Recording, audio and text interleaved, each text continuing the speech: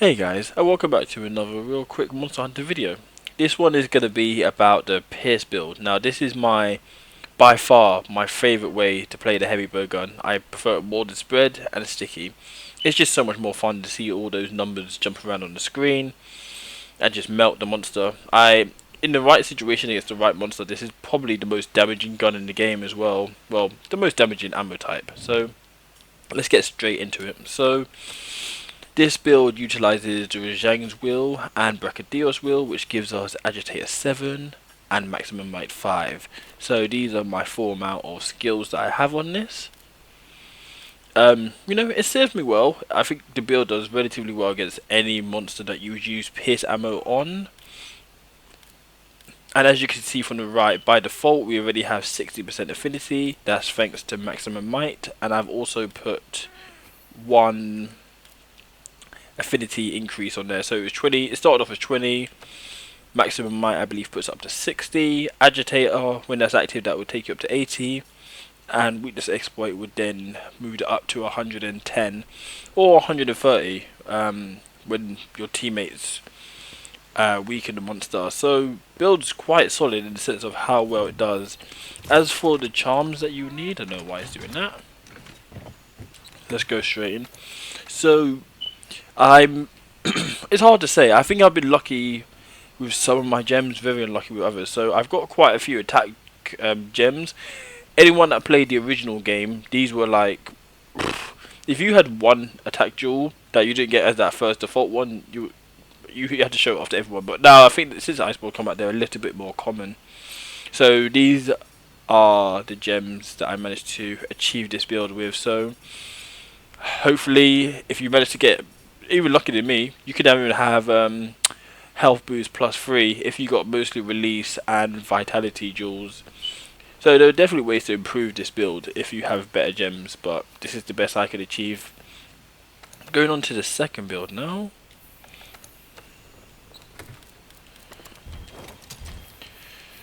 So this one's a bit easier to understand where the damage is coming from. So as you can see already, this one is using the Safajiva 3Ps, which don't quote me on this. I believe the Safajiva gives you 20% affinity, a certain amount of element, but that doesn't really help us here. We're mostly using this to get the health regeneration and the additional 20% affinity.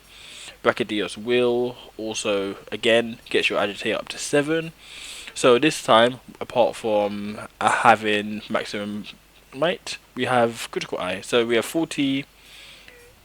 When Agitator is on, you go straight up to 100% affinity. So this one, as long as the monster's angry, you have 100% affinity.